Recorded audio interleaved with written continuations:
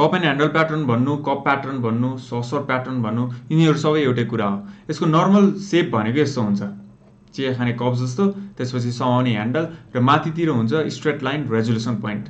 Resolution point भनेको एउटा resistance level हो, जहाँबाट चाहिँ प्राइस पहिला पनि माथि जान सकेको हुन्थेन, अहिले पनि प्राइस योभन्दा माथि जान सकेन, तर फाइनल्ली एउटा ह्यान्डल बनाएर सबै बुलिस फोर्स ग्यादर गरेर यसले यो रेजुलेसन पोइन्टलाई ब्रेकआउट दिन्छ र ब्रेकआउट पछि त बुम प्राइस मजाले माथि जाने गर्छ। नर्मली जति खस्यो नि यो कप त्यति नै रेजुलेसन पोइन्टबाट माथि जाने गर्दछ, तर हरेकचोटि यही नै टार्गेट नहुन सक्छ। नर्मल्ली चाहिँ जति खस्यो त्यति फेरि माथि रिकभर हुन्छ। Now coming back to our Jyoti Bikash ब्याङ्कको चार्ट, यहाँनिर पनि एउटा cup and handle pattern form भइरहेछ। Can you figure it out? Yup, यो जुन ठुलो झराइ र बढाइ छ यो भनेको चाहिँ कप, त्यसपछि सानो करेक्सन मोडमा गयो मार्केट, कालो भनेको रेजुलेसन पोइन्ट, र यसरी रेजुलेसन पोइन्टलाई ब्रेकआउट दिइसकेपछि प्राइस चाहिँ सरर र माथि गएको अवस्था छ।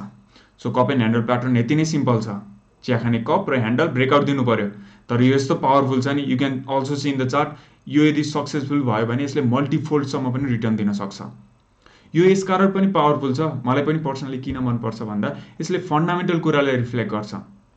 अर्थात् यो जुन झरिरहेको छ नि यति बेला भनेको कम्पनीमा केही नराम्रो भइरहेछ, यसको अर्निङहरू पनि डिक्लाइन भइरहेको हुन्छ, तर एउटा पोइन्ट आउँछ जहाँबाट चाहिँ यसको बिजनेस राम्रो हुन थाल्छ, अर्निङहरू पनि बढ्न थाल्छ, त्यसपछि यही कुरा सेयर प्राइसमा रिफ्लेक्ट भएर मजाले यसरी चाहिँ प्राइस बढ्ने गर्छ। अब यस्तो प्याटर्न आयो भने सधैँ प्राइस बढ्छ नि भन्ने कुरै ग्यारेन्टी चाहिँ हुँदैन। इनफ्याक्ट ट्रेडिङ गर्दाखेरि त केही कुराको ग्यारेन्टी छैन, तर मेजोरिटी अफ टाइम्स चाहिँ यसले काम गरेको हुन्छ।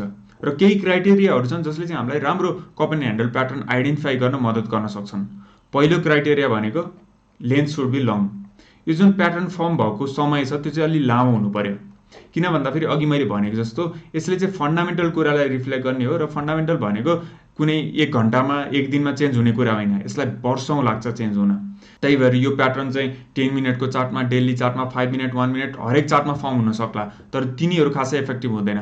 यदि यो विकली अथवा मन्थली चार्टमा बनेको छ भने चाहिँ यसको सक्सेस रेट हाई हुने गर्छ। अनि अर्को क्राइटेरिया भनेको हाई भोल्युम वेन अप। यसरी बढ्दाखेरि चाहिँ यसमा भोल्युम पनि आउनु पर्यो।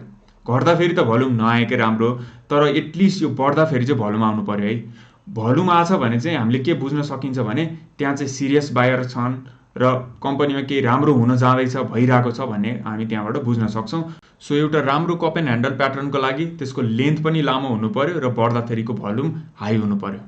अब यति भइसकेपछि जाउँ नेप्सेमा चाहिँ कुन कुन स्टकमा यस्तो प्याटर्न फर्म भएको थियो र त्यसले कसरी काम गर्यो हेरौँ। म यहाँहरूलाई इक्जाम्पल देखाउँछु। सुरुमा एडिभिएलको चार्ट हेरौँ, एग्रिकल्चर डेभलपमेन्ट ब्याङ्कको। एडिभिएलको चार्टमा चाहिँ 2014 देखि लिएर 2016 सम्मको यो 3 वर्ष, लगभग 2-3 वर्षको कप एन्ड ह्यान्डल प्याटर्न, सानो ह्यान्डल ब्रेकआउट दिएर प्राइसमा एउटा राम्रो इन्क्रिमेन्ट चाहिँ आएको थियो। So cup handle breakout and then boom. त्यसपछि अर्को एउटा हेरौँ, जिएफसिएल, गुडविल फाइनेन्समा। गुडविल फाइनेन्समा यो गएको बुलको कथा हो। यहाँ यसले 2016 देखि लिएर 2021 सम्मको एउटा मल्टी इयर कप बनायो, त्यसपछि यो ह्यान्डल ब्रेकआउट दियो र ब्रेकआउट पछि त हो प्राइस त कहाँ मल्टिफोल्डसम्म यसले रिटर्न दिएको थियो। सो हाम्रो रेजुलेसन पोइन्ट भनेको यहाँ थियो, र यहाँ अलिकति खास कुरा तपाईँले यहाँ देख्न सक्नुहुन्छ, रेजुलेसन पोइन्टको माथि चाहिँ ह्यान्डल बन्यो एन्ड इट्स पोसिबल। यो ह्यान्डल भनेको के हो भन्दाखेरि यहाँ चाहिँ सेलर्सहरू आए, एक प्रकारको करेक्सन आयो भन्ने कुरा चाहिँ यसले देखाउँछ।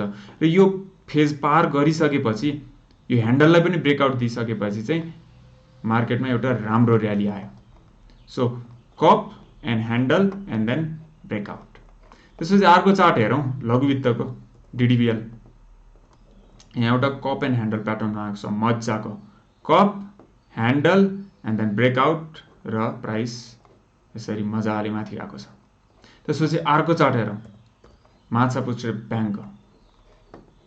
माछापुच्छ्रे ब्याङ्कमा पनि यहाँ 2016 देखि लिएर 2021 सम्मको कप बनायो, ह्यान्डल बनायो एन्ड देन बुम होइन, यो चाहिँ फेल खायो। यसको मतलब के हो भने कप एन्ड ह्यान्डल प्याटर्न सधैँ सक्सेसफुल हुन्छ भन्ने पनि छैन। यहाँ यसको रेजुलेसन पोइन्ट थियो, त्यसपछि ह्यान्डल त बनायो तर फेरि फर्केर तलतिर झऱ्यो। पर्सनली मैले पनि यसमा ट्रेड गरेको थिएँ, तर यो सक्सेसफुल भएन एन्ड द्याट्स फाइन। सधैँ सक्सेसफुल नहुनु पनि सक्छ र त्यस्तो केसमा चाहिँ हामीले ह्यान्डलको मुनि स्टप लस लगाउने र त्योभन्दा तल प्राइस आयो भने भाग्ने हो। So guys, cup and handle pattern सधैँ सक्सेसफुल नहुन पनि सक्छ, तर अघि हामीले देखिहाल्यौँ धेरैचोटि चाहिँ यसले काम गर्छ र काम गरिसकेपछि यसको प्राइसमा नसोचेको मुभमेन्ट पनि आउन सक्छ। प्राय यस्तो प्याटर्न चाहिँ बुल मार्केट भएको बेला धेरैमा बन्ने गर्छ र त्यति बेला यसको सक्सेस रेसियो पनि हाई हुन्छ। तर बुल मार्केट नभएको बेलामा पनि यस्तो प्याटर्न बन्न सक्छ। जस्तै कि राइट नाउ एउटा चार्टमा चाहिँ यस्तो प्याटर्न बनिरहेछ र त्यो कुन हो भन्दाखेरि मैले केही हप्तादेखि भन्दै पनि आएको थिएँ, त्यो हो तारागाउँ रिजेन्सी होटलको chart. So let's move on to Taragaon chart and see our cup and handle pattern formation. Weekly चार्टमै जाउँ हामी। विकली चार्टमा यहाँनिर हेर्नुहोस् 2021 देखि 2023 सम्मको यो 2.5 वर्षको कप एन्ड ह्यान्डल प्याटर्न यहाँ बनिरहेछ। यसको रेजोल्युसन पोइन्ट भनेको यो 457 को हाराहारीमा। अहिले यहाँ यो रेजोल्युसन पोइन्ट बिचमा सेलर्सहरू आएर केही करेक्टिभ फेजमा, कन्सोलिडेसन फेजमा चाहिँ यो प्राइस गइरहेछ। यसको हाई, यो ह्यान्डलको हाई भनेको 500, तल यो जुन स्पिनिङ टप छ यसको लो भनेको 411। 411 सपोर्ट लेभल भयो, 500 चाहिँ रेजिस्टेन्स लेभल भयो। अब यो cup and handle pattern successfully काम गर्नको लागि 500 माथि प्राइस जानु पर्यो। यदि त्यस्तो हुन्छ भने चाहिँ यसको टार्गेट नर्मल्ली अघि मैले भनेको जस्तो जति चाहिँ प्राइस खस्यो नि यो, अब यति नै हामी यहाँबाट माथि लैजाउँ, रेजोल्युसन पोइन्टबाट माथि लैजाउँ र त्यो हुन आउँछ कति 600 को हाराहारीमा। सो यदि यो प्याटर्नले काम गर्यो भने हामीले 600 को हाराहारीमा पहिलो टार्गेट हुन्छ र यसपछि प्राइस के हुन्छ त्यो अनुसार सेकेन्ड टार्गेट, थर्ड टार्गेटसम्म पनि जान सक्छ। तर पहिला सुरु चाहिँ अहिले हामी ह्यान्डलमै हेरौँ। ह्यान्डलमा हेर्दा फेरि बिचमा झुलिरहेछ। अब यसमा ट्रेड लिने हो भने अहिले किन्नुहोस् र यो रेजिस्टेन्स क्रस गर्छ भने चाहिँ थप्नुहोस्, अथवा रेजिस्टेन्स क्रस गर्छ भने त्यति बेला सिधै किन्नुहोस्। That can be two option. तर अर्को साइडतिर चाहिँ यदि यो प्राइस 411 तल क्लोजिङ दिन्छ भने हामी बेचेर भाग्नु पर्यो। त्यति बेला चाहिँ यो प्याटर्नले अघि मैले माछापुच्छ्रे ब्याङ्कमा भनेको जस्तो काम गरेन भनेर बुझ्दा हुन्छ र भाग्नुपर्ने हुन्छ।